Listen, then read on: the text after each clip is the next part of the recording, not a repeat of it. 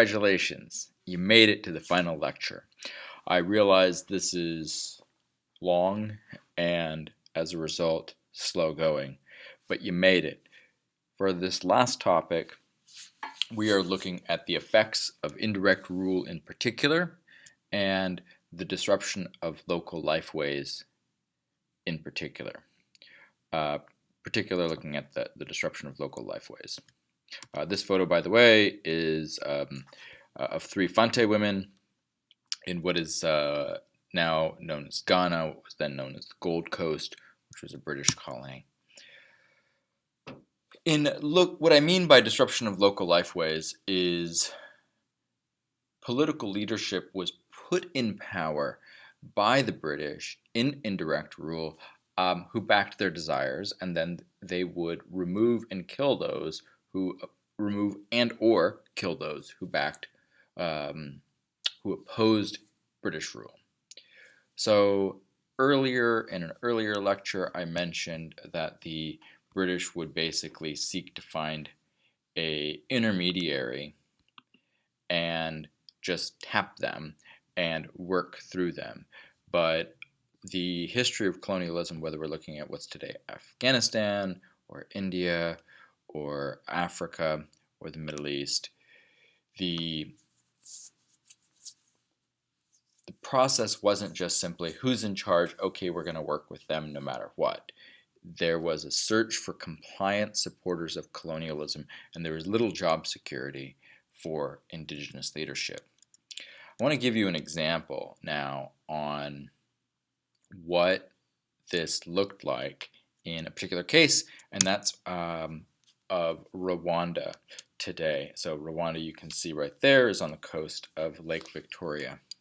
So prior to Belgian colonialism, the occupation's division of labor was based on what you did. So you have the Tutsis were people who were pastoralists who owned cattle, and you have the Hutus who worked the land in a sort of agricultural, horticulturalist way. So people who moved, people who didn't. It's a job, okay? Hereditary in some ways, but a job, not an ethnicity.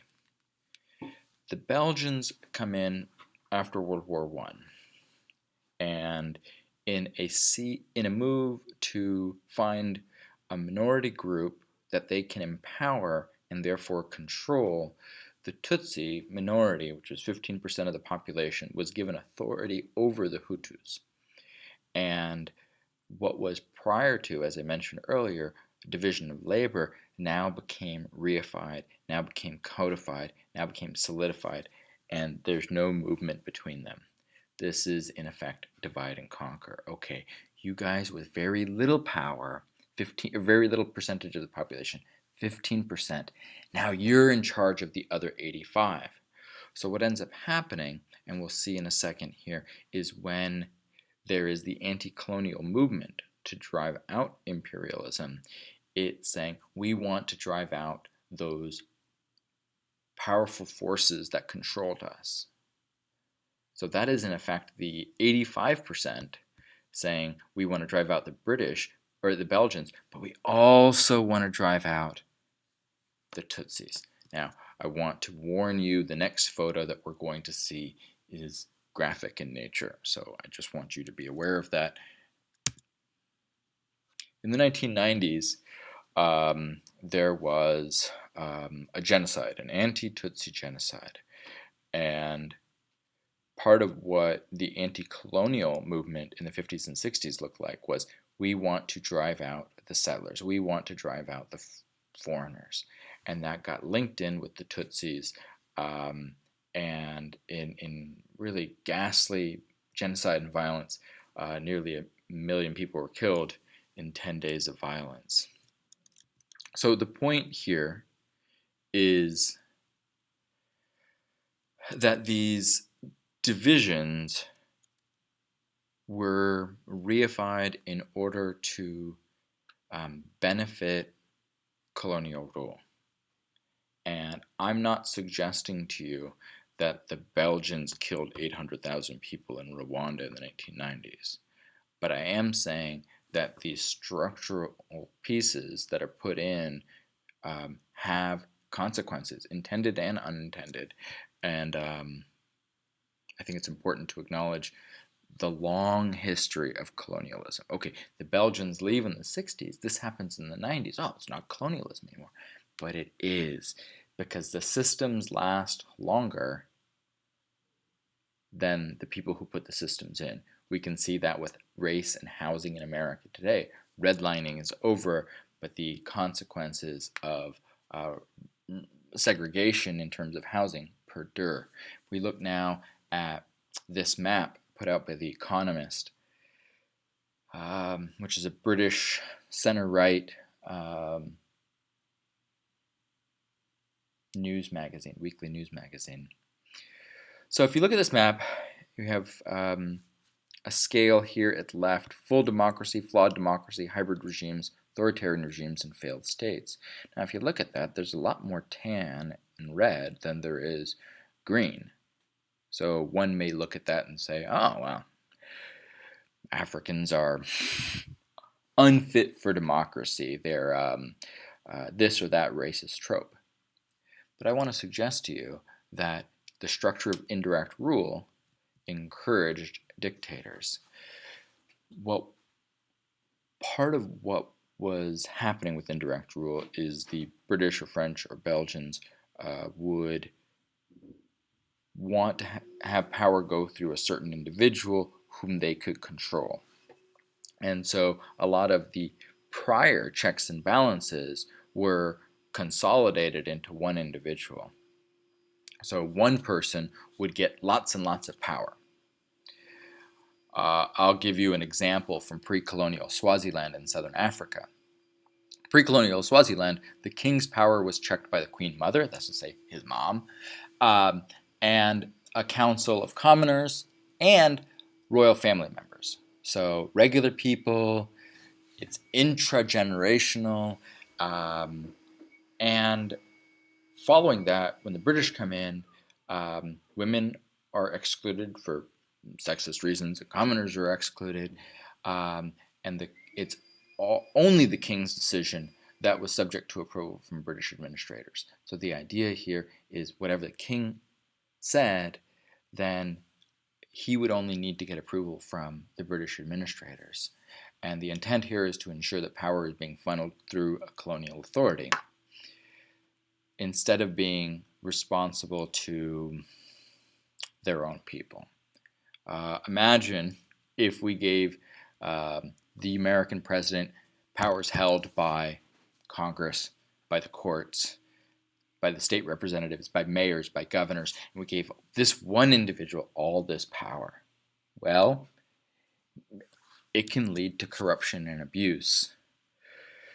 George Padmore, a Black Caribbean Pan-Africanist, wrote, "The chief is the law, subject only to one higher authority, the white official stationed in his state as advisor. No Oriental despot ever had greater power than these black tyrants, thanks to the support which they receive from white officials who quietly keep in the background." So we see again that the structure of indirect rule leads to corruption.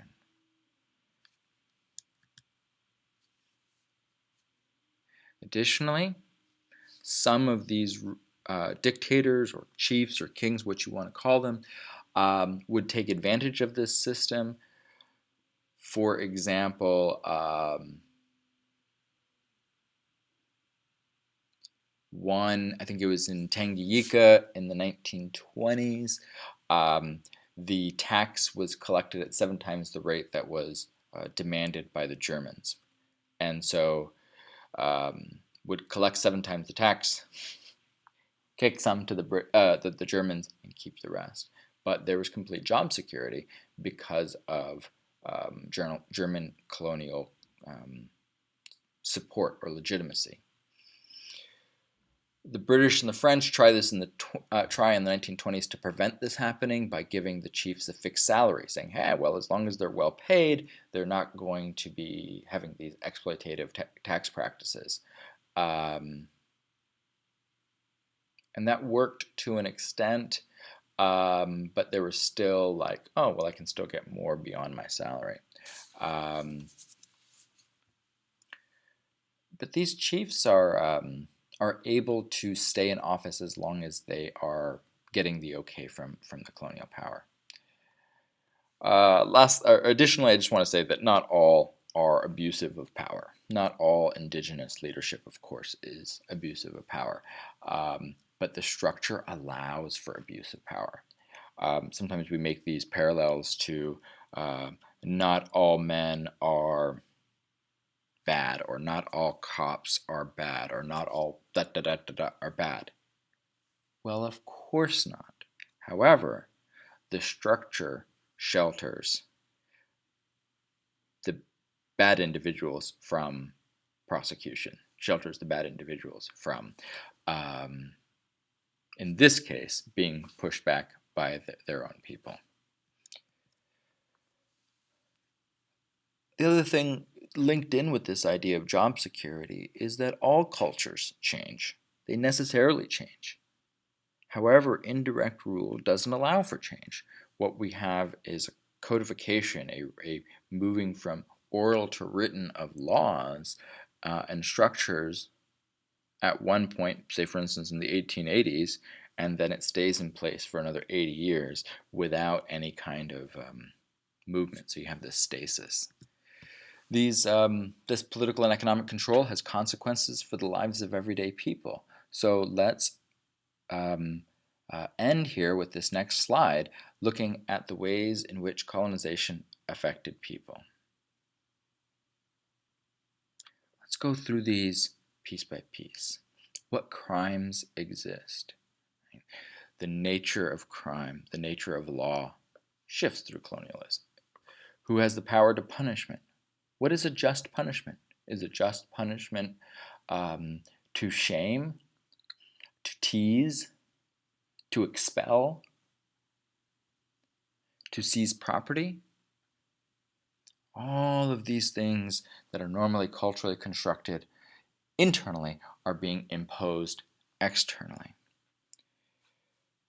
The structures of society, like law and bureaucracy, of course, religion, where and how you can pray. A piece I think that's relevant today when we start looking at normalcy, who or what is normal and who or what is sinful or what actions are sinful.